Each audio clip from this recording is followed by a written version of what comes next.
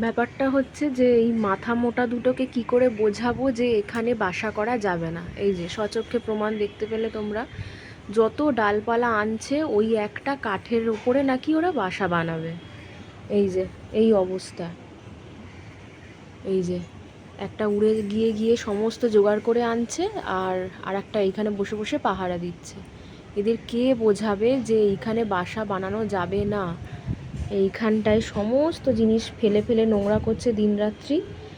Already এখানে একটা ছোট্ট ওই টুনটুনি পাখির বাসা আছে, ওরা এখনও যাওয়া আসা করছে।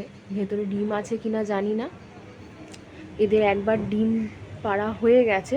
এই দিকটাতে একটা প্যাসেজ আছে, আমি দেখাচ্ছি, দাঁড়াও। এই যে আমাদের ব্যালকনির এই জায়গাটা একটা মানে ছোট্ট জাস্ট অল্প একটা তাকের মতন জায়গা আছে, তো সেই জায়গাটা ওই কোণের দিকে বসে একবার ডিম পেড়েছিল। তো সেইটা আর ঠিকঠাক থাকেনি ডিমটা। এখন এদের হয়েছে কি, এখন ওই দিক থেকে এই দিকে এসে এই গত 5-6 মাস ধরে এরা এই কীর্তি করে চলেছে।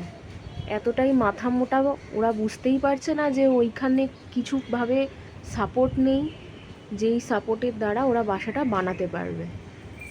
এই যে একটা সারাক্ষণ এখানে বসে বসে পাহারা দিয়ে যাচ্ছে, আমার মনে হয় এটাই বোধহয় মা পাখি।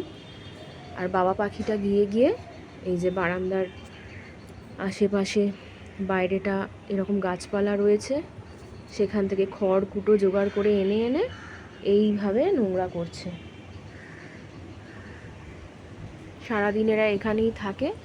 আমার মনে হয় ওদের ডিম পাড়ার সময় হয়ে এসছে, তার জন্যই এতটা ওরা ব্যস্ত হয়ে উঠেছে।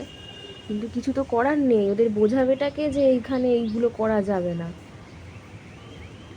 বোঝো কাণ্ড। এই যে এইটুকুনি সাপোর্টের মধ্যে কি করে একটা বাসা বানানো যায়।